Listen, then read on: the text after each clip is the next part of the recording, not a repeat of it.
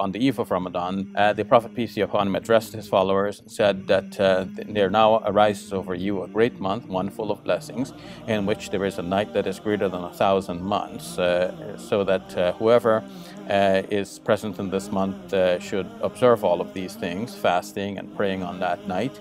And you should, if you have servants, you should lessen the burden of your servants. If people are fasting, you should, if you can, provide something for them to eat at the time when they break their fast, because you will get a reward as well. Though they will get the reward for their fast, but you will also get a reward for the fact that you provided for them. And recite the kalima, or the creed of Islam, which says there's no God but God, Muhammad is the messenger of God. You should perform voluntary deeds, and if you do, you will get the reward as though you had performed an obligatory deed in another month. If you do an obligatory deed, you'll get the reward of 70 times over.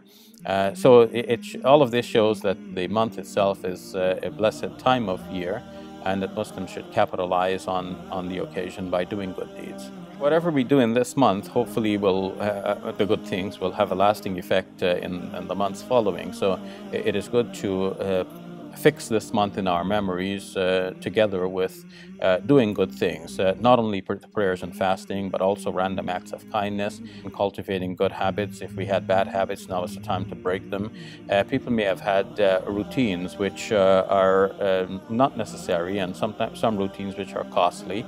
Like, for example, if you get an expensive type of coffee every morning and you feel it is necessary that you have to do that, well, during this month, actually, you may break that routine, and then by the end of the month, you may be wondering, well, did I really need that to begin with? Could I, for example, have donated $2 instead of having the expensive coffee? Can I have a regular coffee and give $2 to some poor person for whom this will be an actual meal?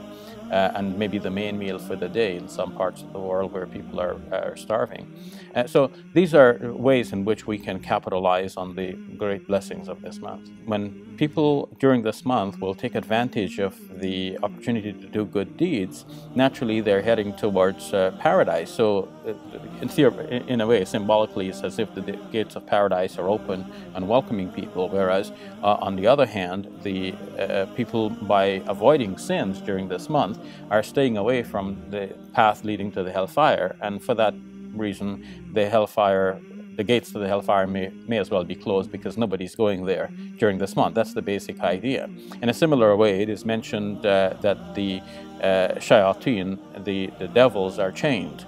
And how I understand that to happen is not physically that God has captured the devils and tied them up in chains, but that the believers themselves, by their restraining themselves from committing evil, they themselves are chaining up the devils in a way. It's that the devils become powerless, because they try their best to instigate believers to do evil things.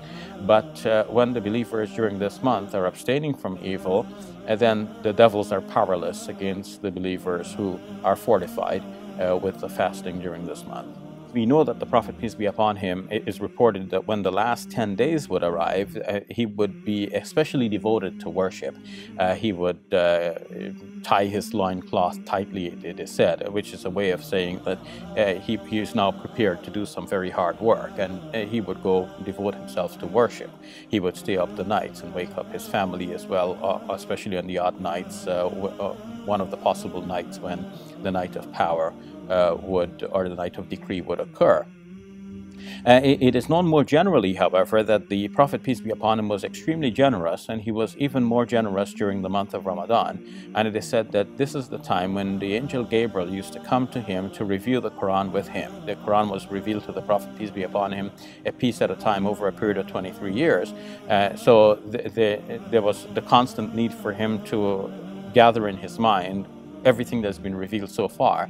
And because they were given in pieces, naturally there had to be a sequence to the recitation. And by the angel Gabriel coming to him repeatedly during the months of Ramadan, that was a way of teaching the Prophet, peace be upon him, and making sure that he got the entire Quran memorized in the proper sequence.